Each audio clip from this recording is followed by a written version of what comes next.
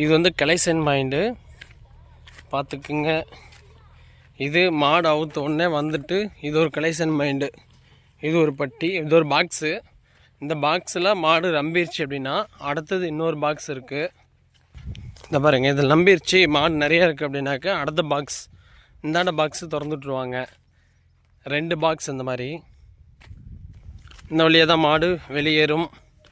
வாடி அவுக்கிற இடம் முன்னாடி இந்த சைடு வந்துச்சுன்னா பாருங்கள், டோர் பாருங்கள், இந்த மாதிரி டோர் இருக்கும், இழுத்து சாத்திடுவாங்க. 2 சைடும் பார்த்திங்கன்னா கேலரி, ஃபுல்லாகவே ஆடியன்ஸ் உட்கார்ற மாதிரி கேலரி போட்டிருக்காங்க. கேலரி இங்கே பாருங்கள் எவ்வளோ லென்த் இருக்குன்னு கேலரி பார்த்துக்குங்க. இந்த அளவுக்கு லென்த்து, அதிக அளவுக்கு லென்த்து பார்த்திங்கன்னா இந்த சைடும் லென்த்து வரும். கேலரி எவ்வளோ பெருசுன்னு பார்த்துக்கோங்க. பெரிய கேலரி தான். ஆடியன்ஸ் ஃபுல்லாக வந்து உட்காந்து ரசிக்கலாம். இடம் எங்கேன்னு பார்த்தீங்கன்னா நாமக்கல் டவுனுக்குள்ளேயே தான். இது சும்மா ஒரு 4 கிலோமீட்டர் தான் வித்தியாசம் வரும். நாமக்கல் வந்து துறையூர் போகிற லைனில் சாலப்பாளையம். அங்கேருந்து உள்ள பஸ்ஸில் வரவங்க நாமக்கல்லேருந்து எருமப்பட்டி ஏறி இறங்கி அங்கேருந்து சாலப்பாளையம் சொல்லி உள்ளே ஒரு 1.5 கிலோமீட்டர் உள்ளே வரணும். இந்த வாடி வாசலுக்கு வந்தீங்கன்னா ஃபுல்லாக அன்றைக்கி ஃபுல்லாகவே லொக்கேஷன் இந்த ஏரியா தான். இது வருகின்ற 1ஆம் தேதி 3ஆம் மாதம் அன்னைக்கு சாலப்பாளத்தில் கோலாகலமாக ஜல்லிக்கட்டு நடக்குது. 700 மாடுன்னு சொல்லியிருக்காங்க. மிக சிறப்பாக நடக்கும். வேலைப்பாடுகள் இப்போ நடந்துகிட்டே இருக்குது. இப்போ ஒரு வாரத்துக்கு முன்னாடியே உங்களுக்கு வீடியோ போடுறோம். அப்படியே வாங்க. இதுதான் வந்து பார்த்திங்கன்னா மாடு அவுக்கிற இடம். இங்கே தான் வந்து மாட்டை வச்சு கயிறு வெட்டி விடுவாங்க. இந்த இடத்துல தான் வீரர்கள்லாம் இருப்பாங்க மாடு பிடிக்கிறது ரெடியாக. இந்த இடத்துல தான் பார்த்துக்கோங்க. நாமக்கல் சுற்றி இருக்கிற அத்தனை ஆடியன்ஸ் வந்து வேடிக்கை பார்க்கலாம். அன்று ஒரு நாள் ஃப்ரீ. உட்காந்து பார்க்கறதுக்கு அமௌண்ட்னு சொல்லுவாங்க, அதெல்லாம் இங்கே இல்லை. இதுதான் மாடு அவுக்கிற இடம். டோர் பார்த்துக்குங்க. இதுதான் க்ளோஸ் பண்ணுற டோரு.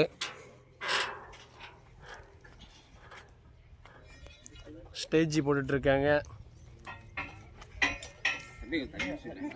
இந்த இடத்துல பார்த்தீங்கன்னா விஐபி தனியாக ஒரு செட்டு போடுவாங்க.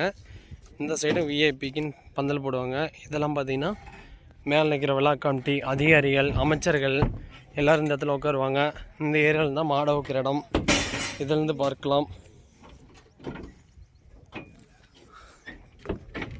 இந்த ஏரியா ஃபுல்லாக பார்த்திங்கன்னா ஆடியன்ஸ் உட்காந்துருப்பாங்க.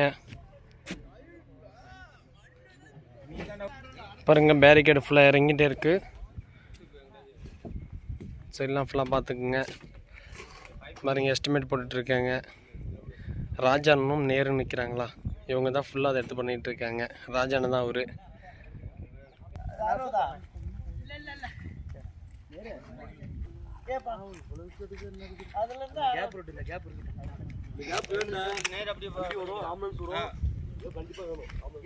வாங்க அப்படியே போயிட்டு புறவாடி பார்த்து வருவோம். இதுதான் புறவாடியில் தான் போயிட்டுருக்கோம். இந்த இடத்துல பார்த்தீங்கன்னா மாடு வந்து இதில் போயிட்டே இருக்கும். எனக்கு தெரிஞ்சு பார்த்தீங்கன்னா இந்த இடத்துல மட்டும், இந்த புறவாடியில் மட்டும் பார்த்தீங்கன்னா ஒரு 100 மாடு நிப்பாட்டலாம், அந்த அளவுக்கு இருக்குது.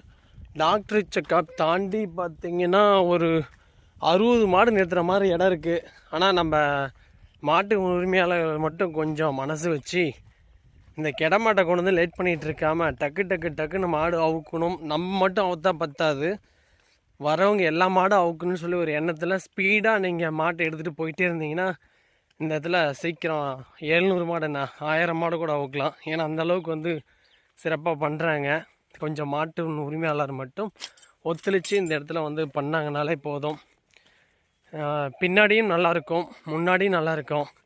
இந்த இடையில மட்டும் பார்த்திங்கன்னா நம்ம மாட்டு உரிமையாளரை மட்டும் லேட் பண்ணிக்கிட்டு கலரை போட்டுக்கிட்டு பூசிக்கிட்டு விளாண்டுட்டு இருப்பாங்க. இந்த இடம் தான் பார்த்திங்கன்னா டாக்டர் செக்கப் ஏரியா. மாடு ரெண்டு போயிட்டு இருக்கோம். இந்த மாடு வந்து ஊற்றினா உள்ளே ஒரு இடம் பாக்ஸ் இந்த மாதிரிலாம் கிடையாது. இதில் வந்து பார்த்தீங்கன்னா டாக்டர் உள்ளே உட்காந்துருப்பாங்க. நீங்கள் பாட்டில் சர்டிஃபிகேட் மட்டும் கொடுத்துட்டு செக் பண்ணிவிட்டு போயிட்டே இருக்கலாம். உள்ளே விட்டு நிறுத்தி அதில் லேட் பண்ணிட்டுலாம் இருக்க மாட்டாங்க டாக்டரை பொறுத்தவரைக்கும்.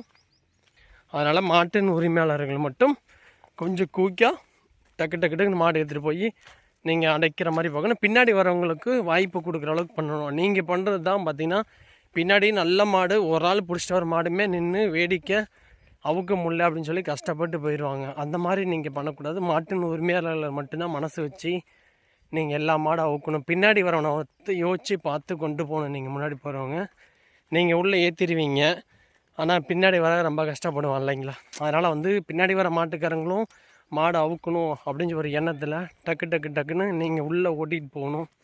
முடிஞ்ச அளவுக்கு ரொம்ப கெடமாடாக இருந்துச்சுன்னா ஒரு பழக்கத்தை கொண்டாந்து கடைசியாக கூட அவுத்துக்குங்க, நிறுத்துவீங்க. இந்த இடத்துல இதுக்கு பின்னாடி இன்னும் போடுறாங்க, இந்த இடம் பார்த்திங்களா, அந்த மாதிரி அது வரைக்கும் போடுறாங்க. இதுலேருந்து பார்த்தீங்கன்னா வாடி தெரியும். அவ்வளோ தூரத்துக்கு 100 மாடு பக்கமாக நிப்பாட்டலாம். நன்றி, வணக்கம். அடுத்தது பரிசு பார்க்க போகலாம் வாங்க. நன்றி, வணக்கம். பரிசு பார்க்கலாம். உங்களுடன் இணைந்து பேசுவது யூடியூப் சேனலில் உங்கள் ஐயா ரங்கசாமி. மிரட்டல் காலை யூடியூப் சேனல் எல்லோரும் போய் பாருங்கள், இந்த வீடியோ போட்டிருப்பேன். இங்கே பாருங்கள், இங்கெல்லாம் வந்து அவங்க விடாமல் வேலை செஞ்சுட்டு நைட்டும் பகலுமாக வேலை நடந்துகிட்ருக்கு. கமிட்டிலேருந்து வந்து செஞ்சு கொடுத்துட்டே இருக்கிறாங்க. வெயில் கூட பார்க்க மாட்டேங்கிறாங்க, அந்தளவு கஷ்டப்பட்டு செய்கிறாங்க. அவங்களுக்கு ஒத்தாசை பண்ணி மாட்டின் உரிமையாளர்கள் மட்டும் கொஞ்சம் கோஆப்ரேட் பண்ணி நீட்டாக வரணும். இதுதான் ஒரு ஜல்லிக்கட்டு காளை. இந்த காலை பேர் வந்து கட்டப்பாட்டு நாமக்கல்லில் சாலப்பாளைய ராஜாண்ணா வந்து பாருங்கள், ஜல்லிக்கட்டு நடத்துறதுக்கு மாட்டுக்கும் மாட்டு உரிமையாளர்களுக்கும் மாடுபிடி வீரர்களுக்கும் சைக்கிளும் பார்த்துக்குங்க. சாலப்பாளையம் ஜல்லிக்கட்டுக்கு